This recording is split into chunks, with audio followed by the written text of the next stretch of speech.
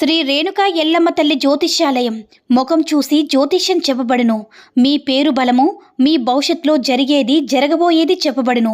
మీ కుటుంబ సమస్యలు, చదువు, ఉద్యోగం, మనశ్శాంతి, ఆరోగ్యం మరియు సకల సమస్యలకు పరిష్కారం చెప్పబడును.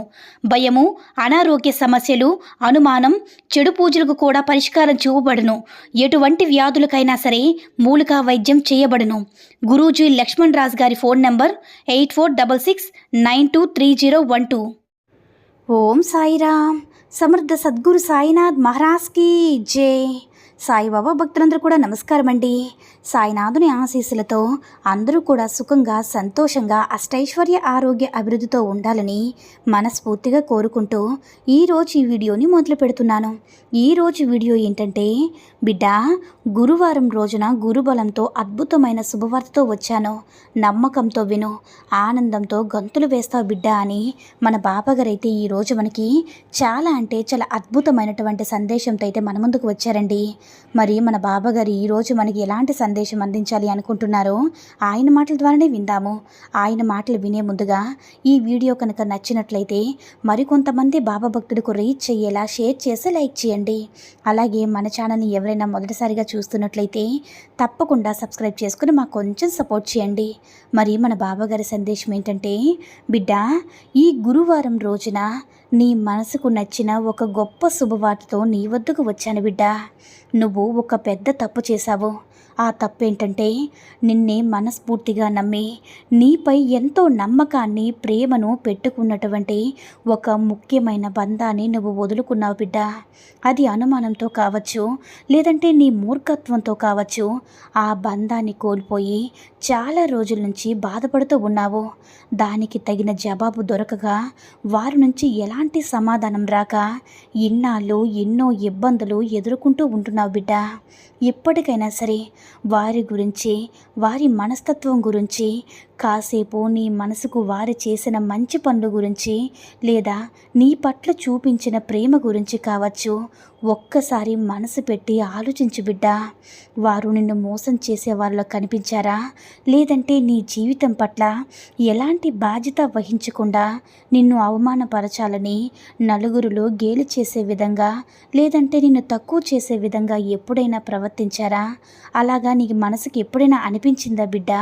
మరి మీ ఇద్దరు సంతోషంగా ఉన్న మీ బంధంలో మరొక వ్యక్తికి ఎందుకు స్థానాన్ని కల్పిస్తున్నారో అది మీకే అర్థమవ్వాలి బిడ్డ.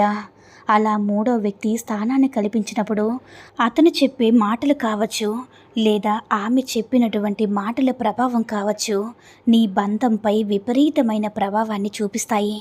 ఎప్పుడైనా సరే బిడ్డ, ఇన్ని రోజులుగా, ఎన్ని సంవత్సరాలుగా, లేదంటే ఇన్ని నెలలుగా మీ బంధం ఎన్నో రోజులుగా మిమ్మల్ని మీరు అర్థం చేసుకుంటూ సంతోషంగా గడిపిన క్షణాలు మాత్రమే గుర్తు చేసుకోవాలి. కానీ మరొక వ్యక్తి ఎవరో వచ్చి మీ మధ్య లేనిపోని అనవసరమైన మాటలు చెప్తూ మీ మధ్య అనుమానపు విషయాలు కానీ, లేదంటే సంతోషంగా మీరు ఉంటే చూడలేక ఓర్చుకోలేని వారు కావచ్చు. కానీ మీ మధ్య ఏదో ఒక విధంగా రచ్చకు రగిలించి మిమ్మల్ని విడదీయాలనుకునేటటువంటి భావన, మీ మధ్య ఎన్నో అనుమానపు విషయాలు రెత్తెక్కించేలా చేస్తారు. కాబట్టి అలాంటి వాటి నుంచి కూడా మీ మనసును నచ్చుకునే విధంగా తీసుకొని వారి గురించే ఎక్కువగా ఆలోచిస్తూ మిమ్మల్ని నమ్ముకున్న మీ బంధాన్ని వదిలేయడం అస్సలు బాగోలేదు బిడ్డ. మీ మనసు మంచిదే, కానీ అలాగే మీ ప్రవర్తన కూడా చాలా మంచిదై ఉండాలి. కాకపోతే నీకు నువ్వుగా ఆలోచించే తెలివితేటలు, జ్ఞానం ఉన్నప్పటికీ కూడా మరెవరో చెప్పిన విషయాలు మీ మనసు నిండా నింపుకొని అంత సర్వం నువ్వే అని నమ్మినటువంటి నీ బంధాన్ని ఇప్పుడు నువ్వు కోల్పోయి ఎంత బాధపడుతున్నావో ఒక్కసారి నువ్వే అర్థం చేసుకో బిడ్డ. ఒక మాట చెప్పనా తల్లి, అనుకున్న వారి దగ్గర ఇష్టమైనా సరే, అంటే నా అనుకున్న వారి దగ్గర ఇష్టమైన, కష్టమైన, ప్రేమైన, కోపమైన నీ మనసులో పెట్టుకోకుండా ఎప్పుడు కూడా ఒకే రకంగా సమయానుకూలంగా అది బయటికి వ్యక్తపరిస్తేనే అపార్థాలకు అసలు ఎప్పుడు కూడా తావనేది లేకుండా బంధాలు ఎప్పుడు కూడా ఆనందంగా, సవ్యంగా కొనసాగుతూ ఉంటాయి బిడ్డ. లేదంటే మీరు వహించే ఆ మౌనం వెనుక దాగిన ఆ మాటల భావం మరుగున పడిపోతాయి. అర్థం చేసుకునే గుణం, మన్నించే మనసు, మాయమైపోయి బంధం అనేది అగమ్య గోచరంగా మిగిలిపోతుంది బిడ్డ. కాబట్టి నీ మనసులో ఉన్న ప్రతి ఒక్క భావాన్ని కూడా మీ బంధంతో వ్యక్తపరుస్తూ నీ మనసులో దేని గురించైతే బాధపడుతున్నావో దాని గురించి నిర్భయంగా వారితో పంచుకో బిడ్డ.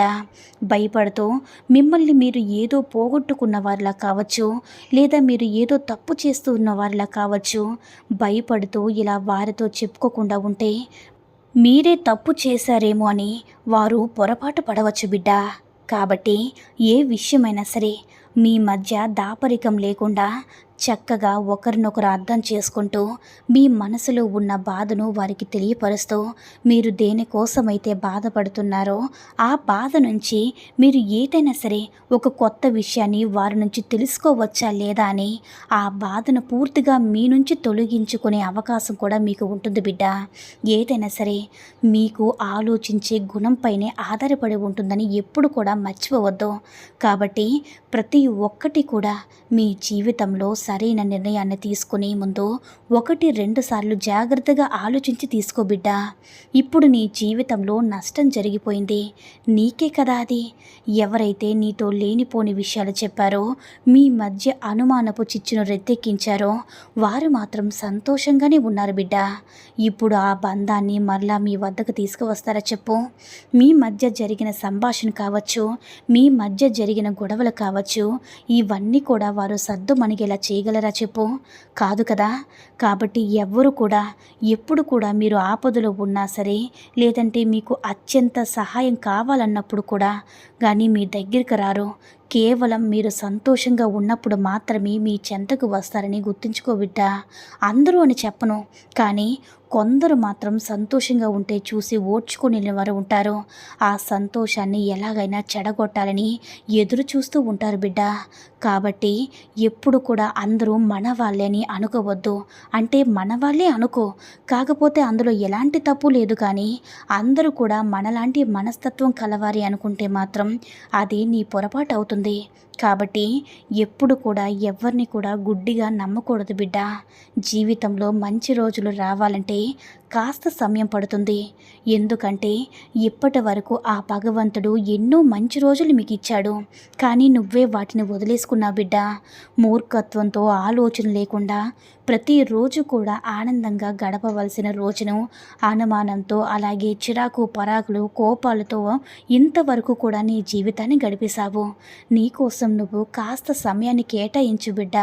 అసలు మీకు దేని గురించి మీ మధ్య గొడవ జరిగింది, ఎందుకు మీరు విడిపోవాల్సినటువంటి పరిస్థితి ఏర్పడిందనేది ఒక్కసారి ఆలోచించు బిడ్డ. ఏది కూడా శాశ్వతం కాదు కదా. కాబట్టి మీలో ఉన్న చిన్నపాటి ఈ జీవితాన్ని, ఆనందాన్ని మీ చేతులారా ఎందుకు నాశనం చేసుకోవాలి చెప్పు? ఇప్పటికైనా సరే బిడ్డ, జరిగిందేదో జరిగిపోయింది. గతం గురించి ఇక ఆలోచన వద్దు. జరిగిపోయిన తప్పు గురించి తెలుసుకొని ఆ తప్పును మరలా మీ జీవితంలో ఎప్పుడు కూడా చేయకుండా, ఒకరినొకరు దూషించుకోకుండా, మీరు ఏదైతే తప్పు చేశారో ఆ తప్పును నువ్వు వ్యక్తపరిచి క్షమాపణలు వేడుకుంటే మరలా మీ బంధం మునిపటిలాగా కొనసాగుతుంది బిడ్డ. నిన్నటిది సరిదిద్దలేమో, కానీ రేపటినైతే గొప్పగా సృష్టించగలం కదా. అది మన చేతిలోనే ఉంది కదా. కాబట్టి ఇక జరిగిపోయిన దాని గురించి ఆలోచించకుండా జరగవలసిన దాని గురించి ఆలోచించు బిడ్డ. అలా నువ్వు ఆలోచించినట్లయితే ఒక గొప్ప శుభవార్తను నువ్వు వింటావమ్మా. ఇక నుంచి కూడా మీ జీవితం నీ చేతిలో ఉంటుంది. అది ఎక్కడ పడితే అక్కడ వెతికితే దొరకదు. కాబట్టి మీకు మీరుగా నిర్మించుకుంటేనే అది గొప్పగా తయారవుతుంది. ఇప్పటికైనా సరే అర్థం చేసుకో బిడ్డ. ఈ గురువారం రోజున ఒక మంచి శుభవార్త రాబోతుందని చెప్పాను కదా. ఆ శుభవార్త ఏంటంటే మీ ఆలోచనలు వచ్చినటువంటి ఒక గొప్ప మార్పు. మీ ఆలోచనలన్నీ కూడా మార్పులు జరుగుతాయి. మీ ఆలోచన విధానం అంతా కూడా పూర్తిగా మారిపోతుంది. నీలో ఉన్నటువంటి ఆలోచనలు కానీ, చెడు ఆలోచనలు కానీ, అలాగే నీ మనసుకు ఉన్నటువంటి బాధ కానీ అంతా కూడా తొలగిపోయి పూర్వ వైభవం నీకు దక్కబోతుంది బిడ్డ. ఇకనైనా సరే నీ బంధంతో జాగ్రత్తగా మసులుకుంటూ అనుమానాలకు కానీ లేదా ఎలాంటి బయట వ్యక్తుల యొక్క సలహాలకు కానీ ఎప్పుడు కూడా మీ మధ్య లేకుండా ఆనందంగా జీవించు బిడ్డ అని మన బాబాగారు అయితే ఈరోజు మనకి చాలా అద్భుతమైనటువంటి సందేశాన్ని అయితే అందించారండి. సాయి మహిమల ద్వారా వచ్చిన ఈ సందేశం మీ అందరికీ కూడా నచ్చిందని అనుకుంటున్నాను. ఈ వీడియో కనుక నచ్చినట్లయితే మిగతా సాయి భక్తులందరికీ కూడా రీచ్ చేయేలా షేర్ చేసి లైక్ చేయండి.